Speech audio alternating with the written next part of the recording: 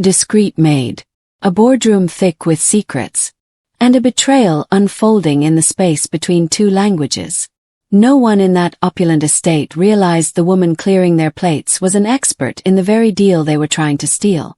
But when she leaned in to serve the feared Korean Mafia boss, she whispered a warning that ignited a detonation. "Your translator works for them." In that second, the power shifted, and the architect of the lie was exposed. Inside the hushed, expensive harmony of a private estate, a billion-dollar negotiation was being dismantled brick by brick. At the center sat Yoon Hyuk-jin, a man whose stillness was a form of power, unaware that he was being led off a cliff by a guide he trusted. To the men at the table, June was mere background noise, a ghost in a crisp uniform. But they didn't know that June was once an international arbiter who lived in the nuances of contractual language. Tonight, as she performed the silent ballet of service, she heard the subtle twist in every sentence. The man bridging their worlds was not a translator. He was an assassin of truth, remodeling the deal in real time. June tried to remain a ghost. This wasn't her world anymore, and silence was her only safety. But the weight of her hidden knowledge became a physical pressure. She was the sole witness to a crime being committed in plain sight. She faced a terrifyingly simple choice: stay invisible and watch the foundation crumble, or risk ruin to become the bridge that holds. Her decision would change the gravity of the room forever.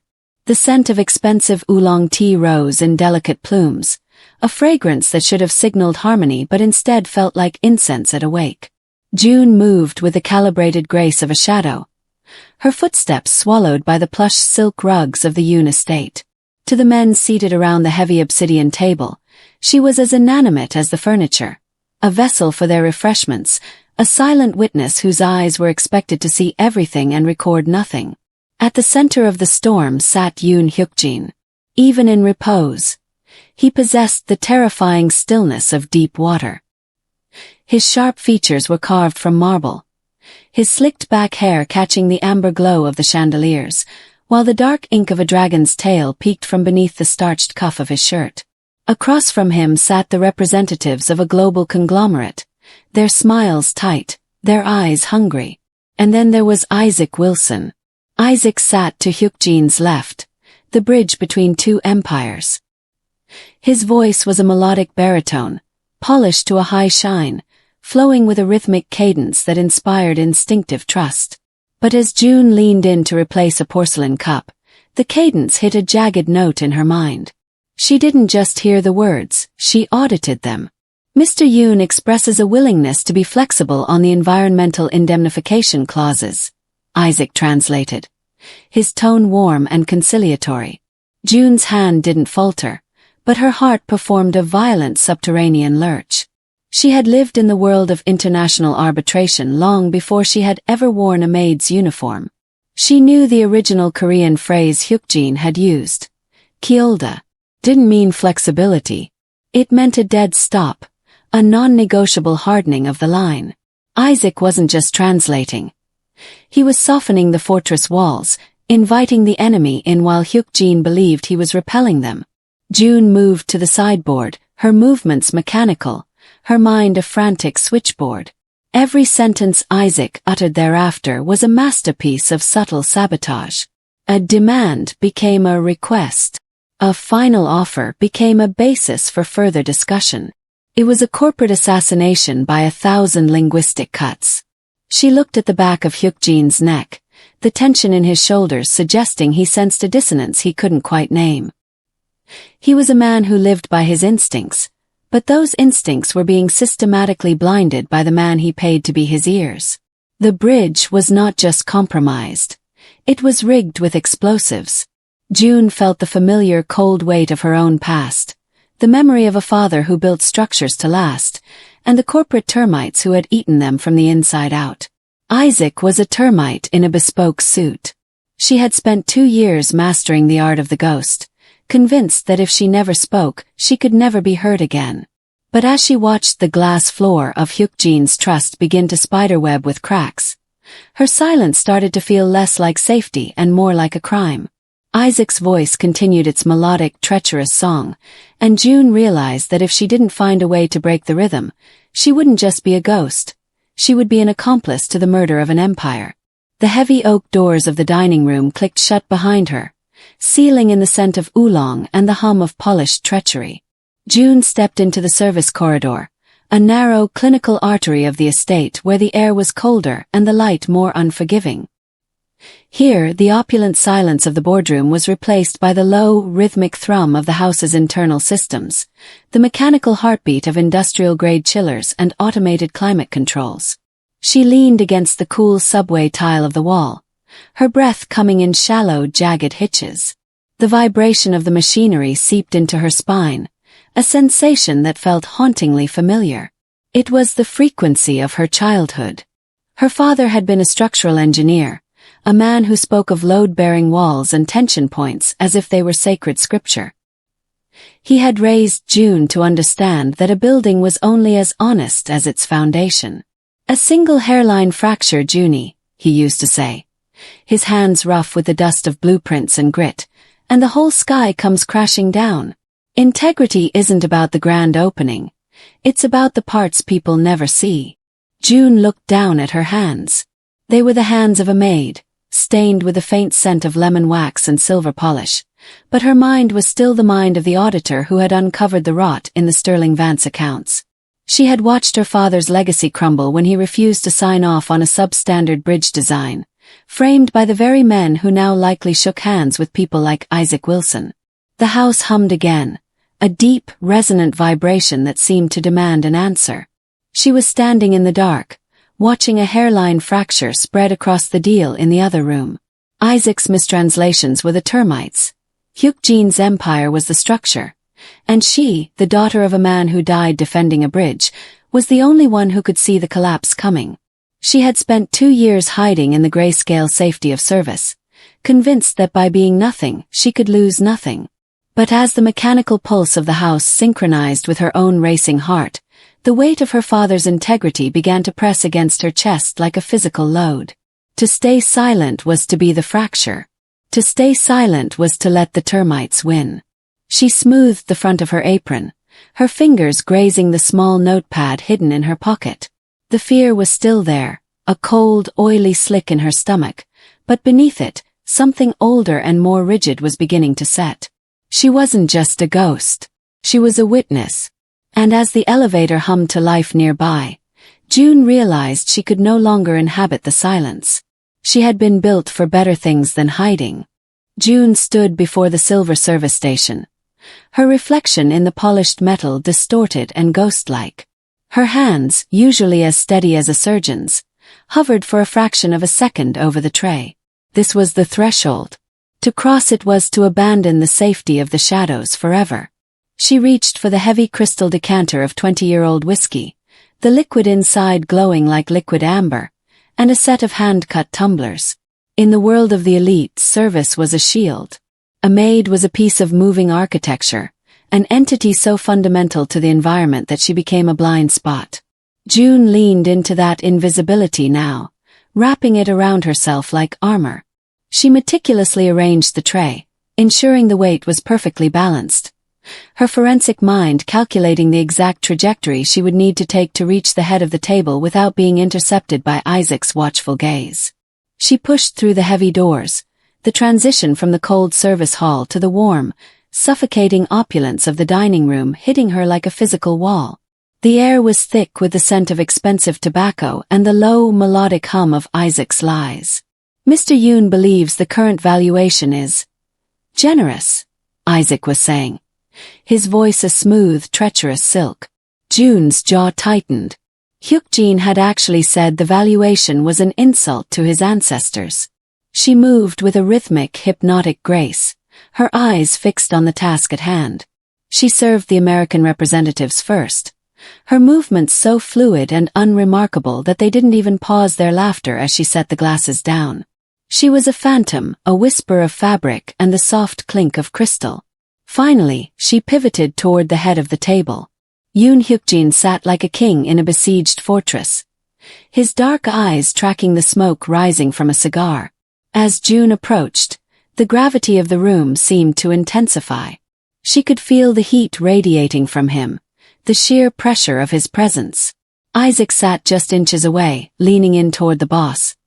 His posture that of a loyal confidant, unaware that the ghost he had ignored all evening was now standing directly behind him. June lowered the tray, the silver surface reflecting the dragon tattoo on Hyuk-jin's wrist. This was the moment of maximum vulnerability. She was close enough to smell the cedarwood on his suit, close enough to see the minute flicker of doubt in his expression.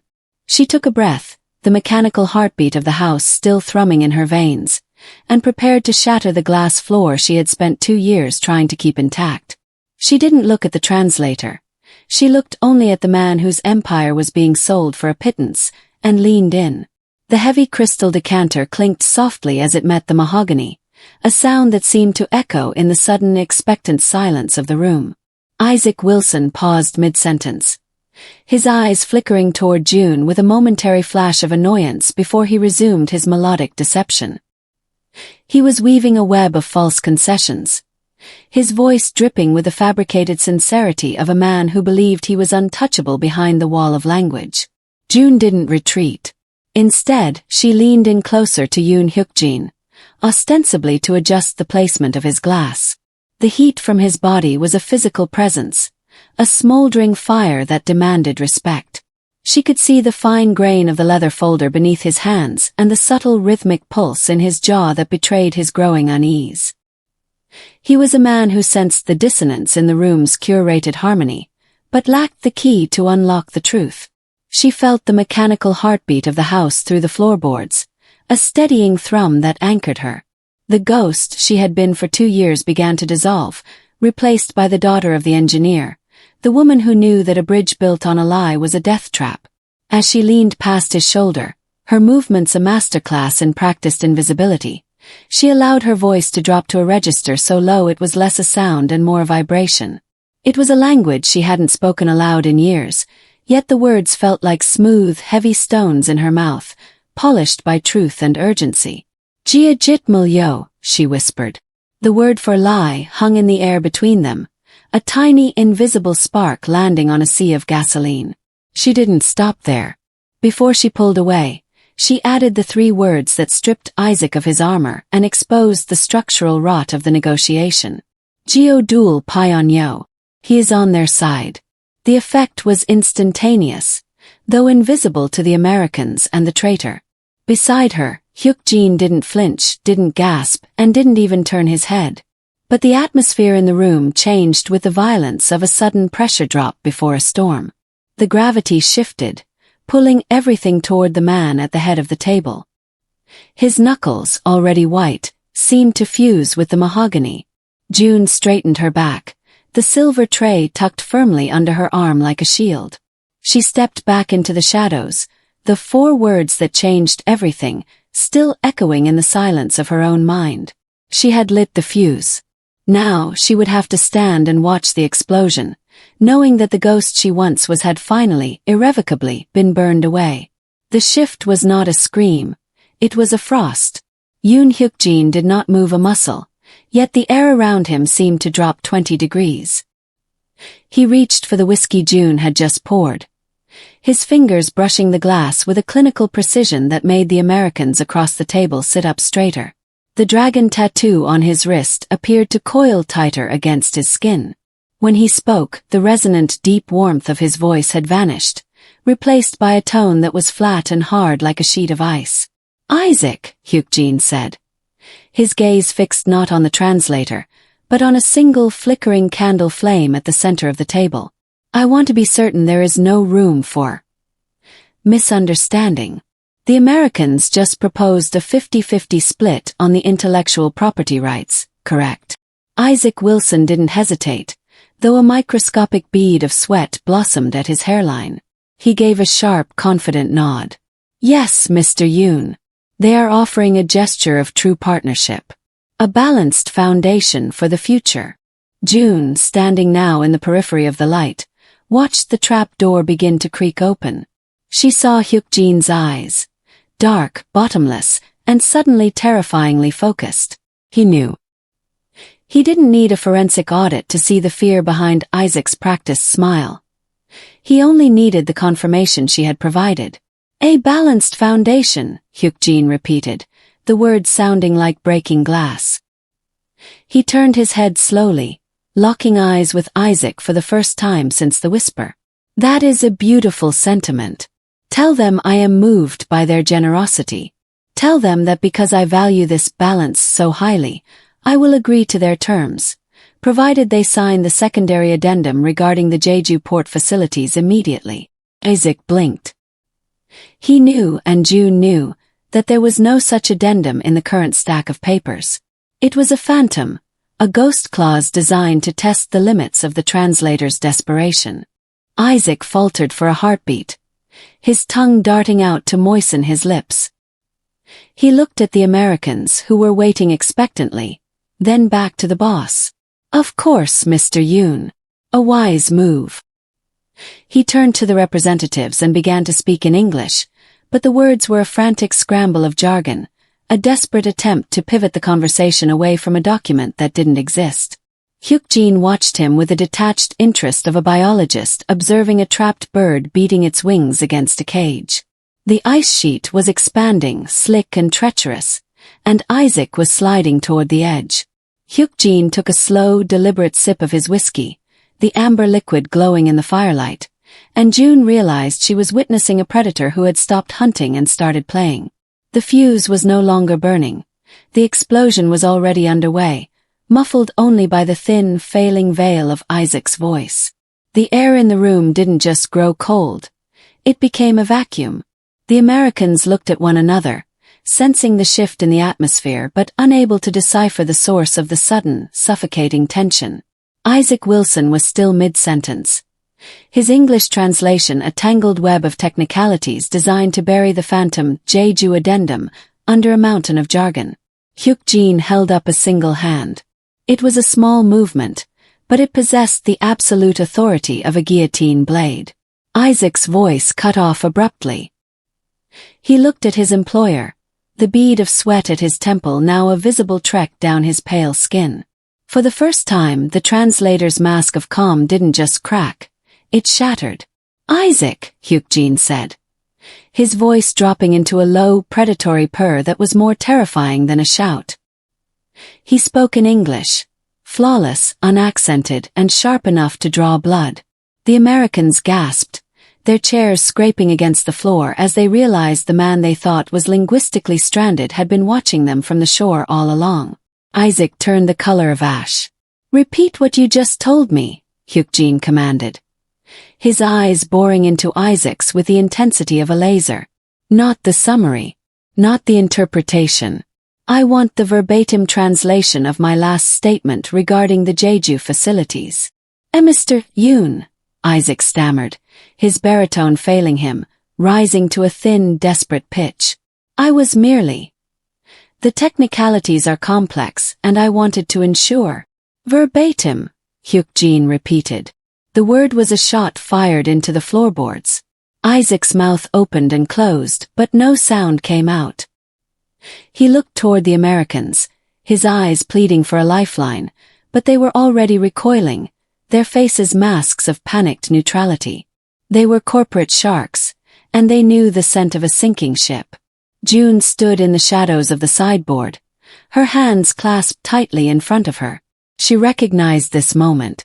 It was the structural collapse her father had always warned her about, the point where the weight of a lie becomes greater than the strength of the supports. You told me they were being flexible, Hyuk-jin said, standing up slowly. He loomed over the table, his shadow stretching long and dark across the mahogany. But I told you to tell them the deal was dead. You didn't give them my warning. You gave them an invitation. He turned his gaze to the Americans, then back to the man who had sold his soul for a seat at a table that was never his.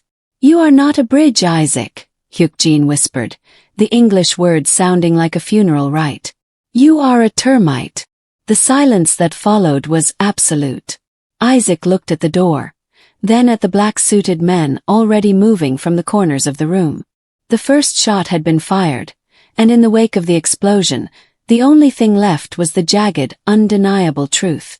June exhaled, a long, shuddering breath she hadn't realized she was holding. The ghost was gone. The daughter of the engineer was finally awake. The silence that followed was not empty. It was a heavy, suffocating weight. Hyuk-jin's exposure of Isaac's perfect English had stripped the room of its theater, leaving the Americans exposed and the translator shivering in the wreckage of his own ambition. Hyuk-jin didn't shout. He didn't need to. He simply sat back down, the movement fluid and terrifyingly calm. He picked up the mahogany-cased fountain pen he had intended to use to sign the billion-dollar deal and, with a single sharp motion, snapped it in half. The dark ink bled across the white tablecloth like a fresh wound. "The deal is dead," Hyuk-jin said. His English now a cold, surgical blade. "And you are lucky I am a man who respects the sanctity of my own home, or your exit would be much less dignified." He didn't look at the Americans. He didn't have to. They scrambled, their confidence evaporated, grabbing their leather briefcases with trembling hands. They didn't offer apologies. They knew there was no currency for apologies in this room. They fled the estate like shadows retreating from a sudden, blinding light. Then, Hyuk-jin turned his attention to Isaac. The translator was on his knees now, the melodic baritone of his voice reduced to a series of wet, pathetic gasps. He tried to speak, to beg, to weave one last lie, but the words died in his throat as two men appeared from the shadows of the service entrance. They were dressed in charcoal suits, their faces as expressionless as the stone walls of the estate. They didn't use handcuffs or weapons. They simply took Isaac by the elbows. The security was silent, a ghostly extraction that removed the rot from the room without a single scuffle. Isaac's feet dragged across the silk rug, a muffled scraping sound that was the last evidence of his presence. Then the heavy oak doors clicked shut, and the theater of negotiation fell into a profound ringing silence. June remained in the corner, her hands still clasped, her heart a steady, heavy drum against her ribs. The room felt different now, cleansed yet charged with a new kind of electricity. The opulence was still there, the scent of oolong and expensive whiskey still lingered, but the air was no longer thick with the haze of betrayal.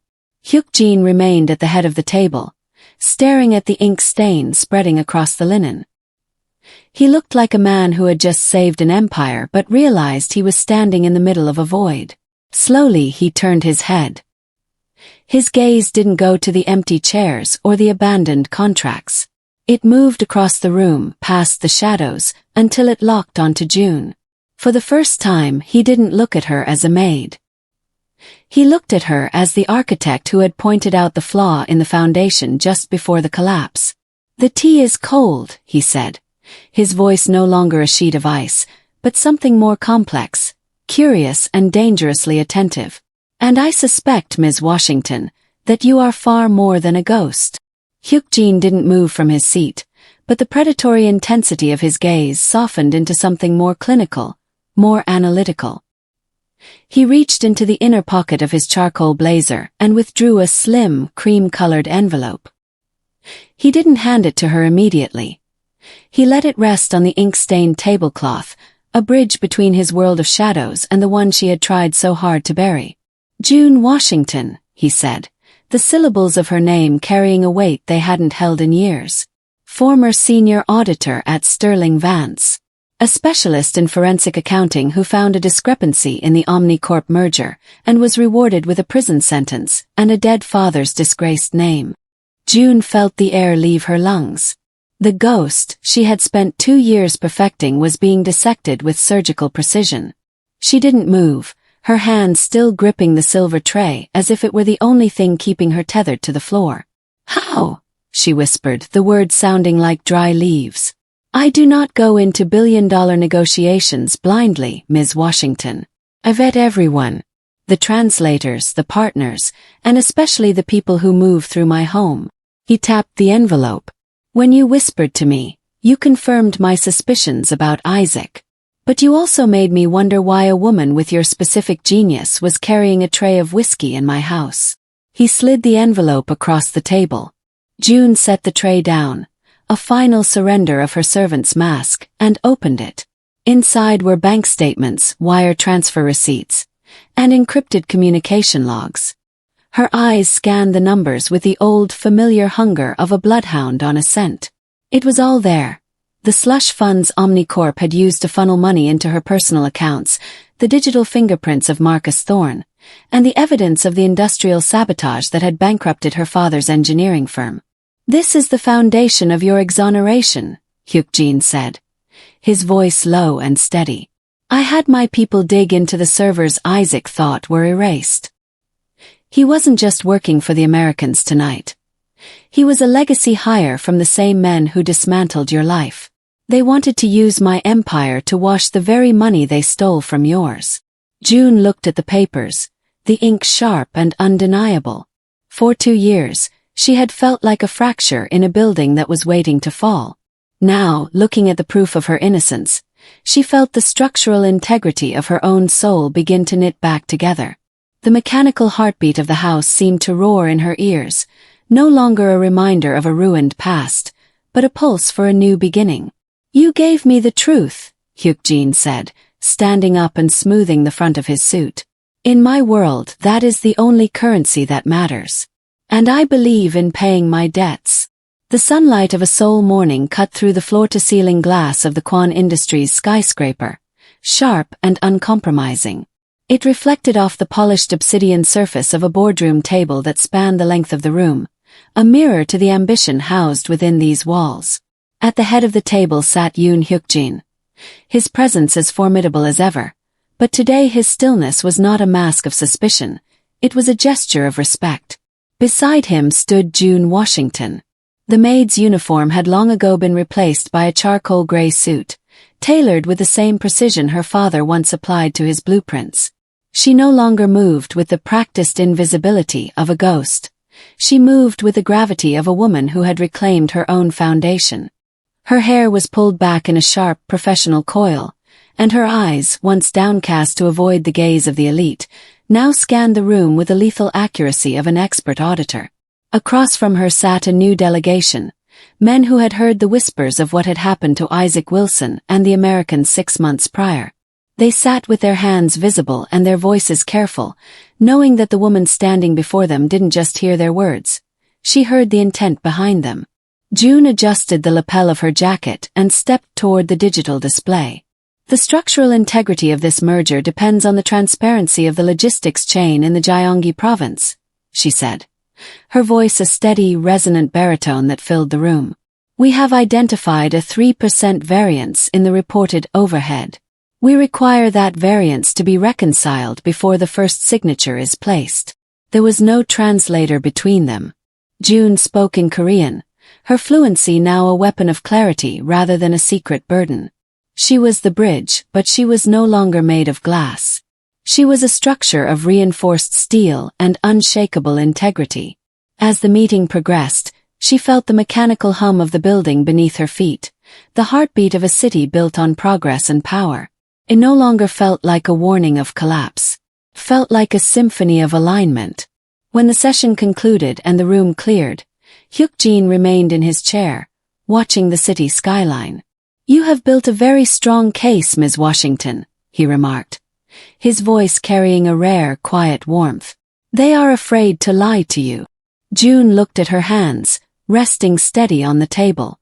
They were the hands of an engineer's daughter, the hands of a forensic expert, the hands of a woman who had walked through the fire and come out whole. "They should be," she replied, her gaze meeting his without a flicker of hesitation. "Lies are expensive, Mr. Yoon. I'm just here to make sure everyone pays the right price." She turned toward the window, looking out over the bridges that spanned the Han River, shimmering like silver ribbons in the light. She was no longer a ghost haunting the edges of other people's lives. She was the architect of her own, standing firm on a foundation that could never be broken again. Kindly subscribe for more interesting videos.